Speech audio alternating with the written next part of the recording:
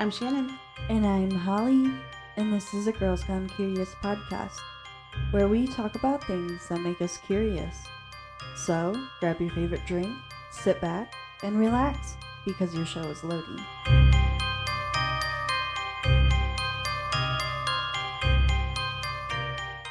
Today's episode includes strong language, like always, animal abuse, and death of an animal. This podcast is not suitable for children. We do apologize if we say any of the names or places wrong in today's case. This week's true crime category is non-murder. So, let's get into it. I mean, technically it's non-murder, but there is Death. So unfortunately. So today's case is going to be a little different. I was actually working on another case, and then over halfway through, I had to pause that case and switch gears, as we have to do sometimes. Mm-hmm. So today we are going to talk about dog fighting, and specifically pit bulls. Little pitties. Yeah, little babies. Little couch potatoes. So dog fighting has been traced back to the time of the Roman Empire, which I had no idea. What time was the Roman Empire? A long time ago.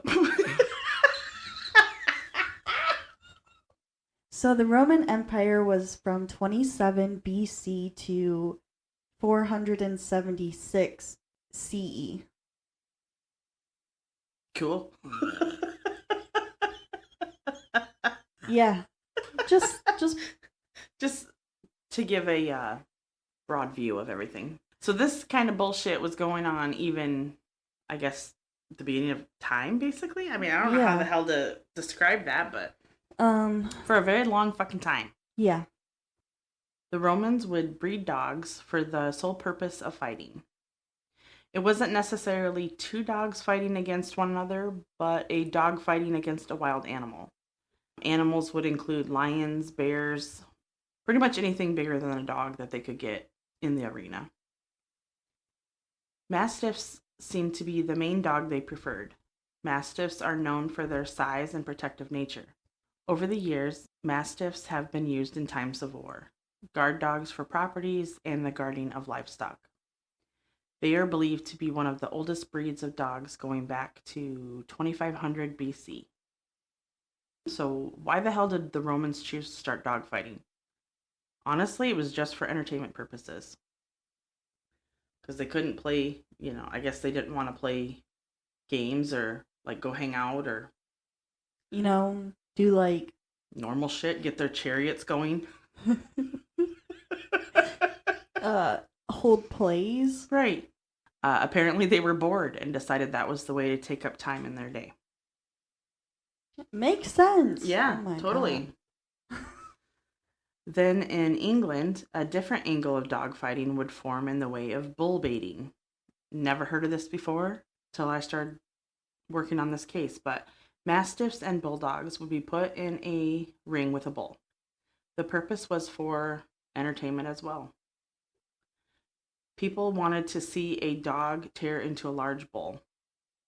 Usually the bulls would not necessarily know what to do. They're just pretty much put in the arena, and they would kick and try to, if they had horns, they would try to gore the dog up, but most of the time the dog was able to bite into the bull and tear it.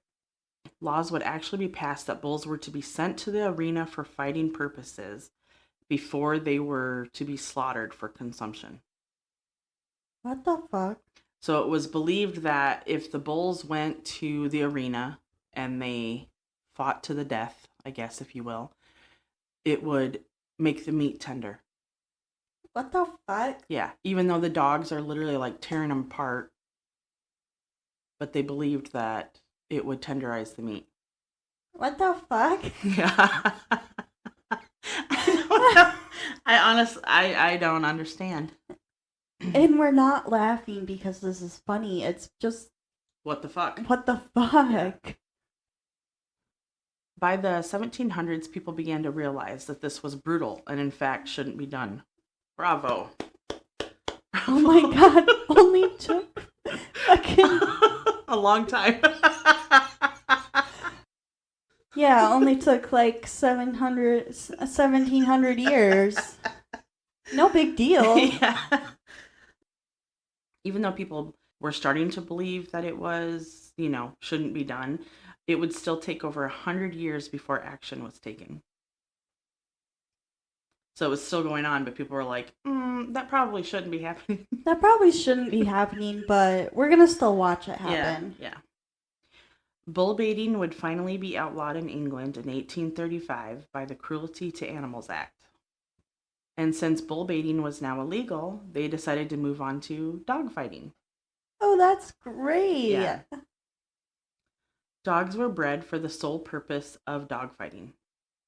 Bulldogs were bred with terriers to get a faster and agile breed, which would end up resulting in what we now know as a pit bull. Dog fights were not set up like they were before in the open arenas. They began to be conducted in hidden arenas that were mostly underground. It became so popular, in fact, that the arenas were popping up everywhere, all over the world, not just in England. Mm-hmm. This is in the 1800s. This blows me away. Yeah. And it's still happening today. Mm-hmm. Yeah. Pit bulls became the breed of choice for these people. Pit bulls were strong, fast, and determined. These dogs were treated violently to get them to react violently to other dogs. Some of the treatments included being beaten with objects, not just their hands. They were starved. Pretty much anything you can think of to train dogs to react with other. Yeah. The handlers that had pit bulls saw it as a form of power for themselves. They seemed to believe that if they had a pit bull, they were going to win, and the winning and having a pit bull would elevate their status. Oh my gosh. And even though dog fighting was banned and is banned in several countries, it still goes on today. It is actually believed to be over a $1 billion industry. Jeez. Yeah. The dogs would be kept in horrible conditions and treated even worse. Like I talked about briefly, they would be abused consistently by the handler. Some of the dogs wouldn't survive the abuse. The dogs that did would have to continue this life until they passed or they were rescued, which wasn't very often. It's fucking horrible. Dog fighting was banned in the United States in 1976. Oh my God. And this was due to the Animal Welfare Act that was passed in 1976. This act was actually put into action in 1966, but it was mainly banning mistreatment of animals in testing, research, exhibition, and transport. So it wasn't necessarily in dog fighting. Yeah, it wasn't until 76 is when that was put into. Yeah. So another fucking 10 years. Yeah. And even still, the act, as you're reading through it, there's things that are left out. So then they add an amendment to add additional. Yeah. So since then, there have been several amendments to this act. This would include the Act of 1976 banning dog fighting rings and another amendment in 1985 demanding better standards for laboratory animals. So it just continues to go. They just continue to build on it. Yeah, just add on it and add on it. In 2007, a law was passed federally banning interstate dog fighting activities. Penalties would include fines and prison. So this was saying that you could not only face state charges, but you could also finally face federal charges. Not until 2007. This is a bunch of bullshit. Yeah. Since then, the biggest case of dogfighting, or at least the one that had the most coverage, was the case against Michael Vick. I'm not going to go into too much detail on his history or anything of that nature. I'm just mainly going to focus on the case. In 2006, Michael Vick was a professional football player for the Falcons. He was known for his strength and ability to rack up yards. And if you want more information on him, you can search up his name. In 2007, his career high would end due to allegations of a dogfighting ring that Vick was in charge of. On April 25, 2007, a search warrant relating to a drug investigation was put in place. During the search, the findings would result in an interstate dogfighting ring. Dogs were abused, tortured, and executed.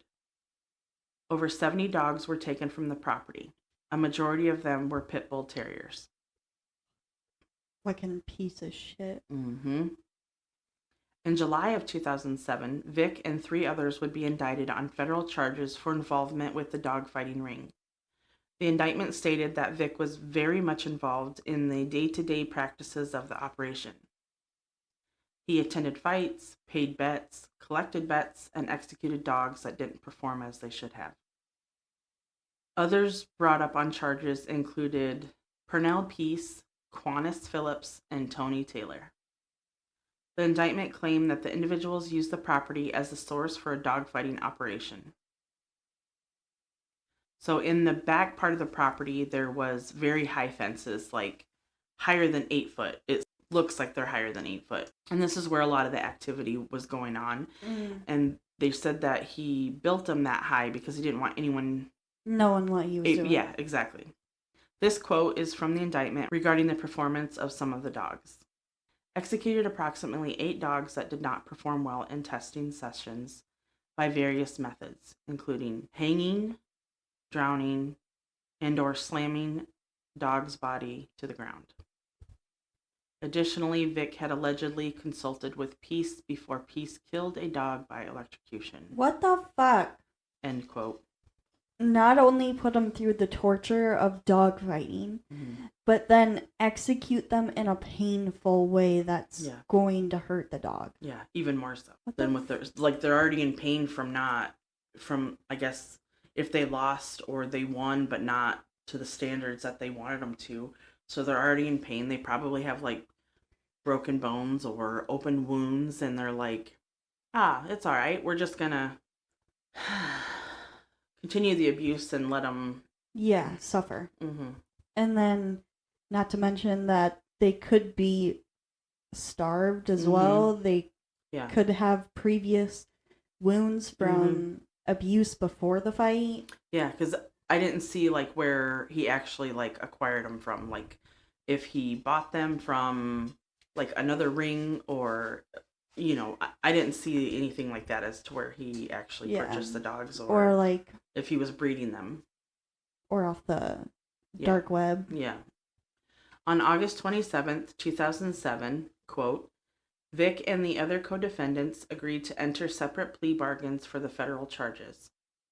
Vic pleaded guilty to conspiracy to travel in interstate commerce in aid of unlawful activities and to sponsor a dog in an animal fighting venture, admitting that he had provided most of the funds for the dogfighting operation, as well as participated in several dogfights and shared the proceeds from the dogfights. Vic also admitted that he knew others killed dogs who weren't performing well, and that he took part in some of those killings by hanging, beating, and drowning them. End quote. So he wasn't just the money part. He was making bets. He was participating in everything. Yeah. Making bets, participating in the abuse, watching, killing. Yeah. Yep. On the professional side, Vic was ordered to pay back $20 million from his bonus to the Falcons. He was indefinitely suspended without pay.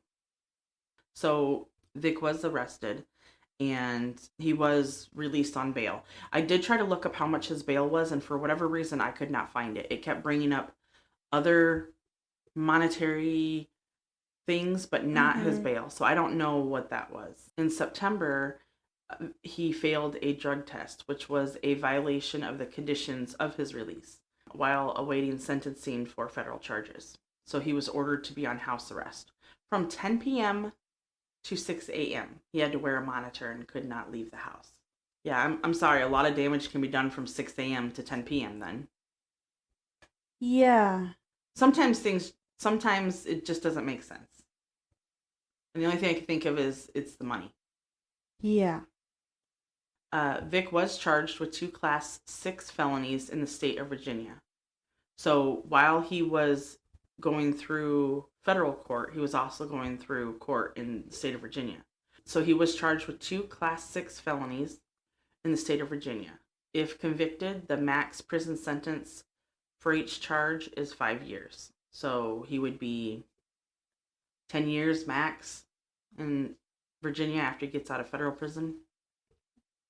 In November, Vic turns himself in to get time served credit. So he decides that he's just going to turn himself in because if he doesn't, it's just going to prolong. He could be on house arrest, quotes, for a certain amount of time before he actually makes it to where the trial or to where his sentencing is done. Mm-hmm. And so he's like, well, I'll just go to prison now because then he can get time credited. Mm-hmm. Yeah. So on December 10th, 2007, Vic was sentenced to 23 months in federal prison and ordered to pay $1 million for the care of the dogs rescued from his property.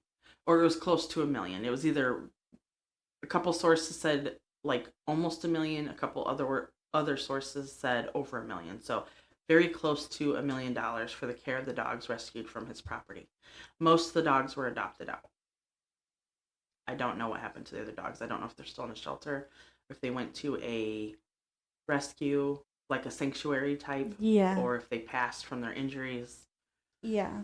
Or if they had underlying illnesses and had to be euthanized. Yeah. But only fucking 23 months? Yeah. That's bullshit. Agree. In November of 2008, Vic made a plea deal and pleaded guilty to 1 count of dog fighting. This was regarding the charges brought to him by the state of Virginia. He made a plea deal and pled guilty to 1 count of dog fighting. He was sentenced to 3 years in a Virginia state penitentiary and a $2,500 fine. These conditions could be dropped if he was a model citizen for 4 years. And the second charge was dropped. So he had 2 counts of dog fighting. The plea deal was if he pled guilty to at least 1, then he would only have to basically spend 3 years in jail and pay the fine. But if he was a good person for 4 years, it would all be dropped. Fucking bullshit. Yeah. That was my understanding. On May 20th, 2009, Vic was released from prison and then from federal custody in July of the same year. So in total, he served 19 months of his 23-month federal sentence. Fucking bullshit. Mm-hmm. Yeah, there was a story I read in there, and I had to pause everything because I was crying because it was like from the eyes of the dog, and I was like, oh my god, it was a lot. Another case involving dog fighting is currently in progress.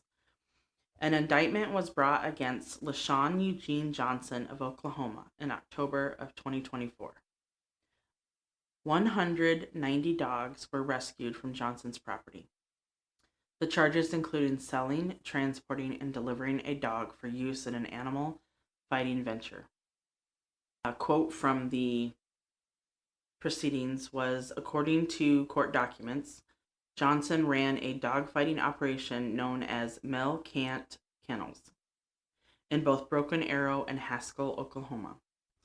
He previously ran Crazy Side Kennels, also out of Oklahoma, which led to his guilty plea on state animal fighting charges in 2004.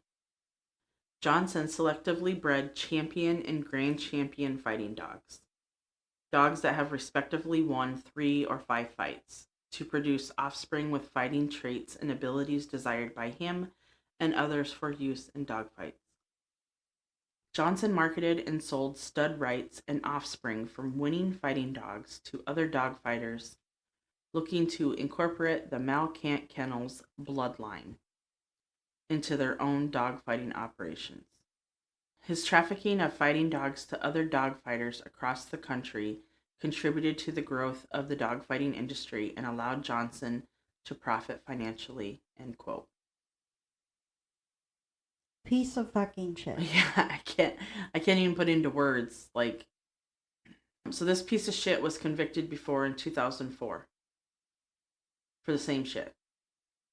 And it's now, at the time he was arrested again, was 2024. So 20 years later, and he's doing the same shit. So do you really think that he stopped the whole process in between? Probably not. He probably either had it going, like, building up again while he was in prison, or as soon as he got out, he just picked up where he left off? Yeah. Well, and he has a name for himself, so it's probably easy for him to get right back into it. Oh, yeah, absolutely. So he hasn't even been convicted this time. This is still an ongoing investigation. Okay. So if he's convicted this time, the sentence could include the maximum sentence of 5 years in prison per count and a fine of $250,000. I'm sorry, why isn't it? How about $250,000 per animal, per dog? Yeah. There's 190. Yeah. And 5 years, max 5 years per count. So if they're going to do 190 counts, if you're just going off of that, it's probably not going to be. It should actually be more than that. Actually, it could actually be over 200 with all the extra. Honestly, it'll probably just be one count. Yeah. He should be in prison. I mean, there's other things. But prison for the rest of his life sounds not enough. Good, yeah. Fucking ridiculous. Yeah.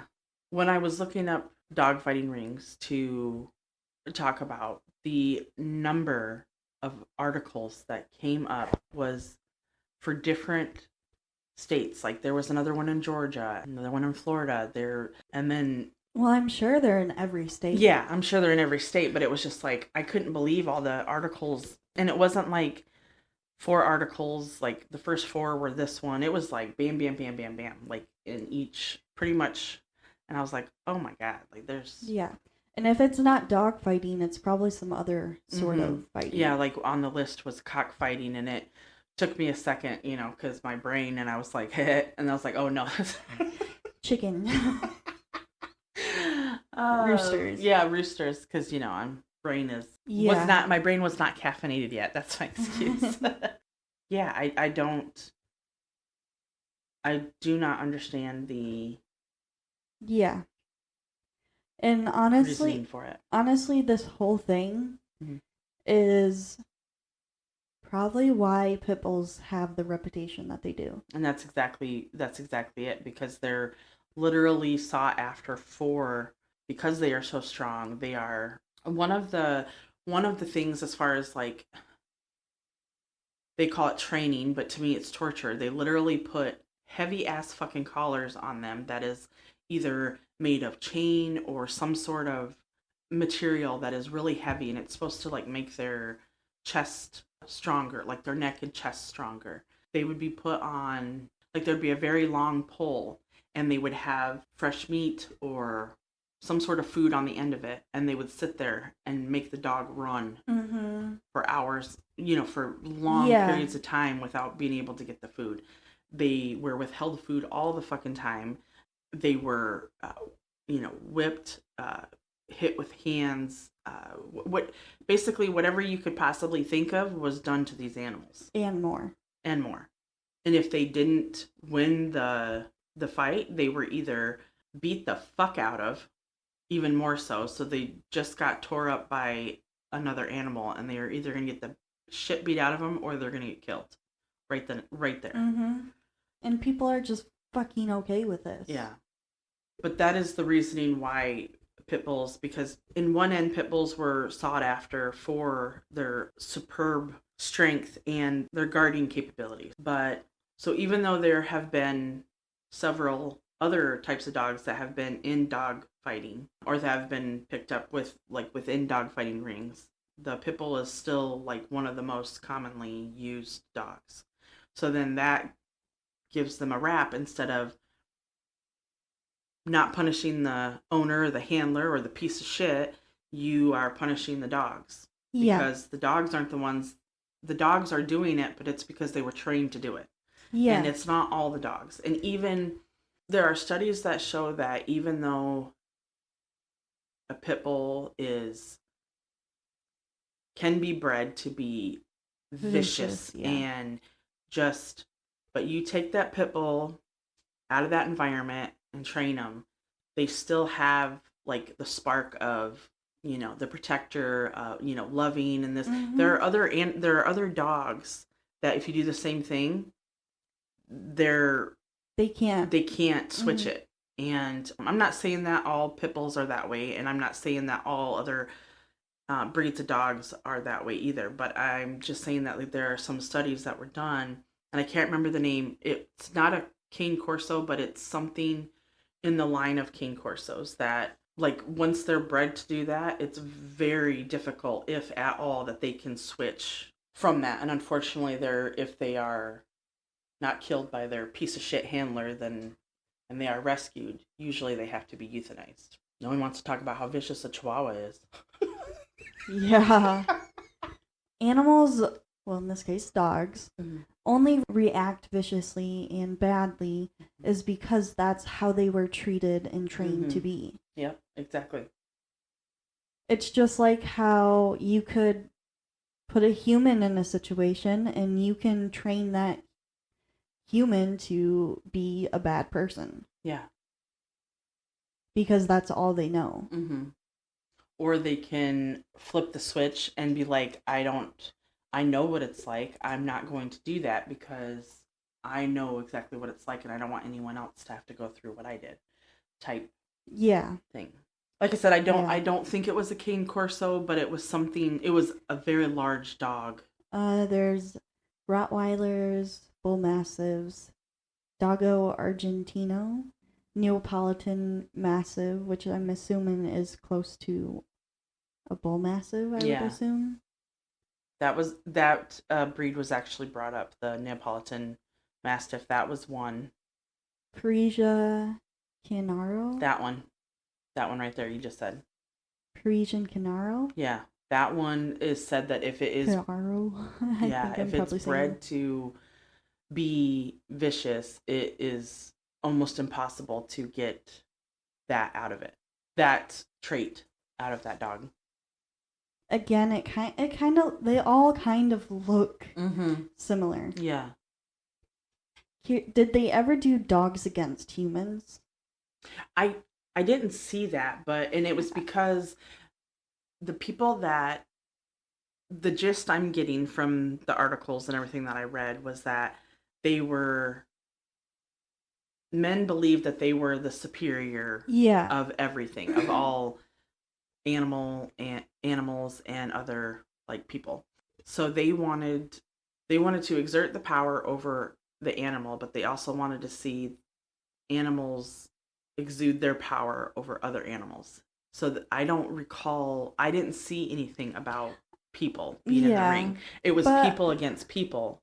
And then I don't know if they were just like, that's kind of boring. Like two adult males fighting against each other. Let's throw in a dog and a bull or whatever. Yeah. Or a dog and a bear.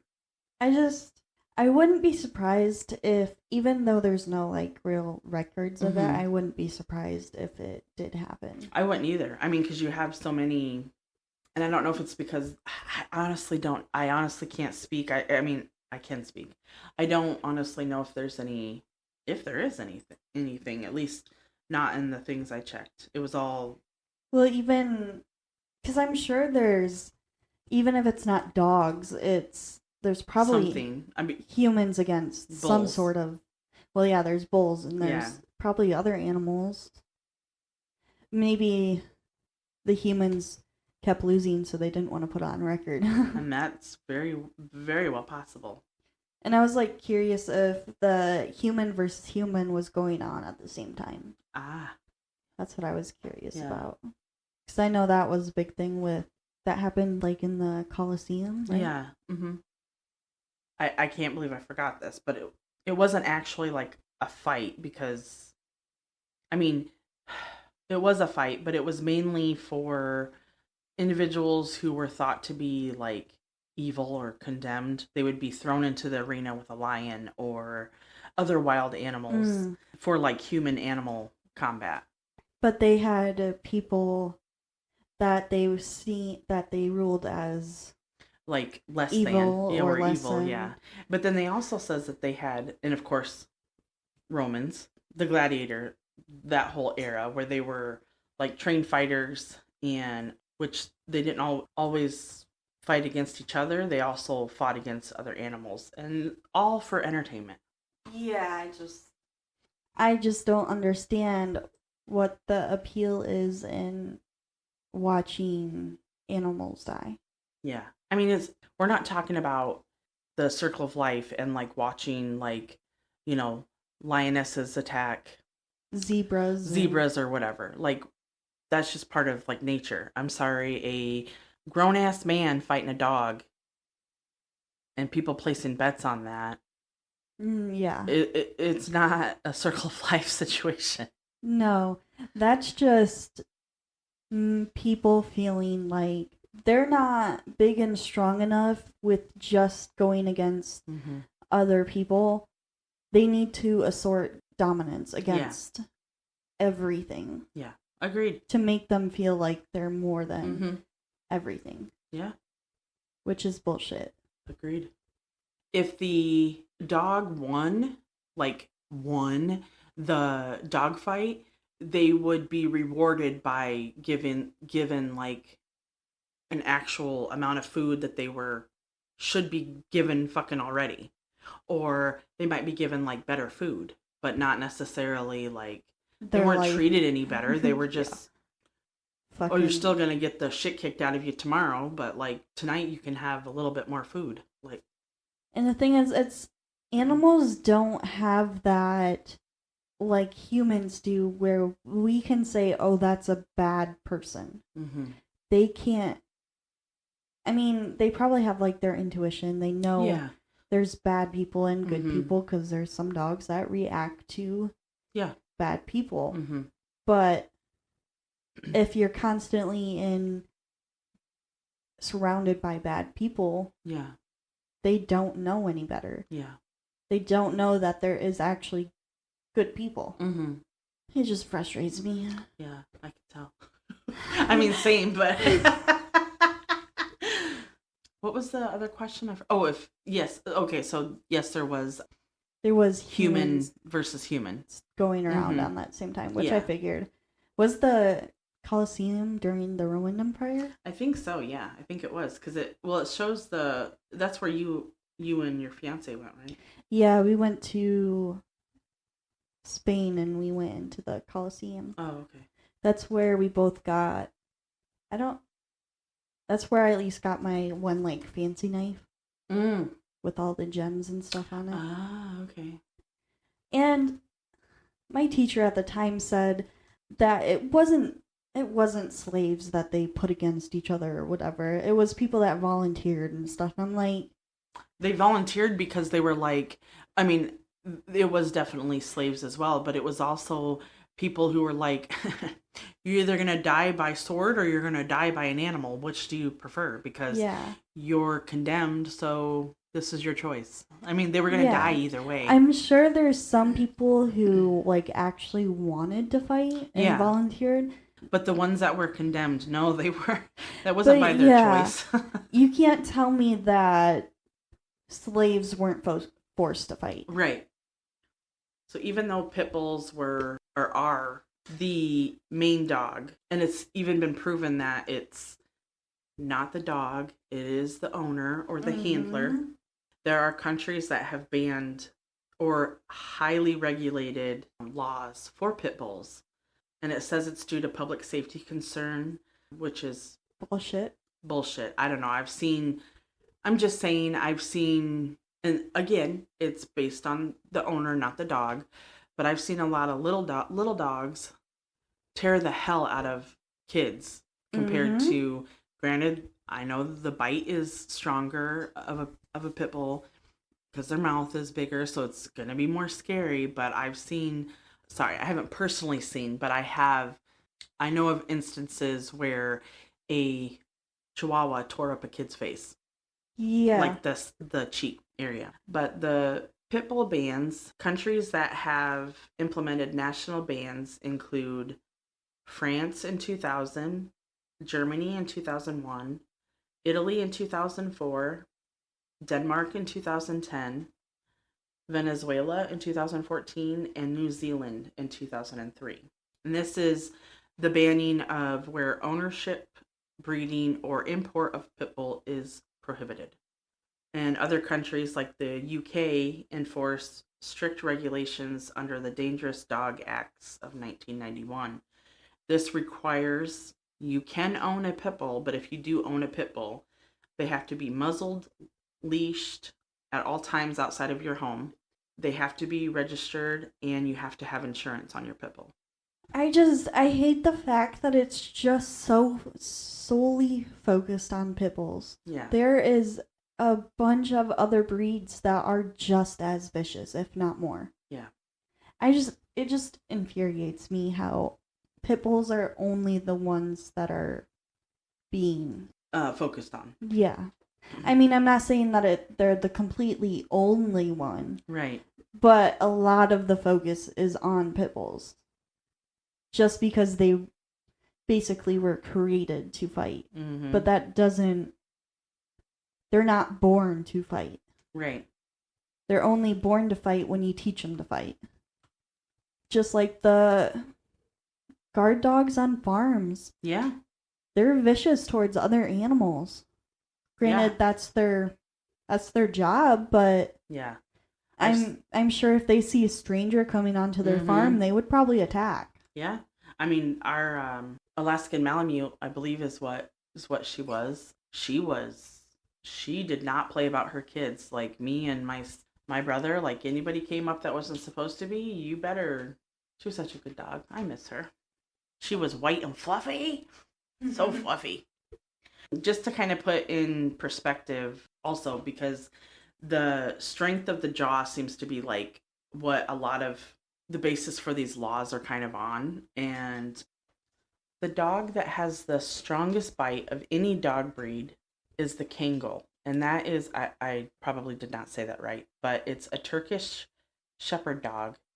It has, the jaw strength is 743 pounds per square inch, surpassing all other dog breeds. It actually says it's even stronger than a lion, which a lion is 650 psi. So now you take that with a pit bull, and the pit bull's force is 240 psi. What the fuck? Yeah. And then you take that with a Chihuahua, and a Chihuahua's psi is 200. So yes, the pit bull is stronger than the Chihuahua, but for body size and jaw strength, you have the Chihuahua at 200, the pit bull at 240, which isn't much more than 200. Yeah, and then you have the Kangal, which is 743. That blows my mind. That is stronger than a fucking lion. Yeah, I want to pet that dog. Can I pet that dog? That's crazy. Yeah. So I just like trying to put things into perspective. So like, it's hard because people see the pit bull and they automatically think, oh my god, it's gonna bite me. Yeah. No. I think pit bulls are some of the sweetest dogs. They're literally just babies. Yeah. And I hate the fact that little dogs, so many people think that little dogs, they're just little, so they're not going to be able to hurt anyone. Yeah. But they tear your finger off and, oh, it's so cute. Yeah. Like literally just shredded your arm and you're just like, oh, that's so cute, so funny. And it just seems like it's the same type of people that always have like their tiny dogs and they carry them in your fucking purse. And not saying anything's wrong with that, but if you're one of those people and then you think a pit bull is vicious, yeah, and your dog isn't, I would recheck that. I'm probably judging here, but I don't care because I'm pissed off about this case. Right. Agreed. Wow. Anyways, that's all my thoughts on it. Besides, what the fuck, and people are pieces of shit. Yeah. So, into mentionings, every year there are over 16,000 dogs that die in the United States. Alone, just in the United States. Because of dog fighting. And that's not including probably all of them. That's just probably a rough estimate. Yeah, it's probably part of like when they do searches on homes, when they do raids, when dogs are dropped off, or like rescued from like animal shelters that go when, someone's reported a dog and they can tell that there's been scars and the Yeah. markings of a dog fighter. Every year, there are over 40,000 individuals that participate in dog fights in the United States alone. Again, that's probably not even close to the number. That's just estimate Mm-hmm. of people that are actually caught. Yeah. And then the last mentioning that I had isn't necessarily related to dog fighting, but it's also part of a problem that can be part of dog fighting, because if you're not breeding your own, dog handlers are going to be looking for someone that is breeding the dog. So that leads me to puppy mills. And currently in the United States, there are 10,000 known puppy mills in operation. Why they're still in operation, I have no fucking idea. And I'm not talking about the responsible breeder that, I'm not talking about takes care of their dog. They take care of the dogs. The dogs are like spoiled rotten as they should be. They're not constantly. They're healthy. I'm not talking about those individuals. I'm talking about the individuals like in the puppy mills where there's like a bunch of dogs living on top of dogs and they're in crates and their poor little feet are all red and the pads are gone and the mom's stomach and teats are raw because she's had so many babies or they're dragging on the ground because I've seen that too as well, and it's just disgusting. Yeah, people out there are fucking disgusting. So as of January 2025, here are some puppy mill facts.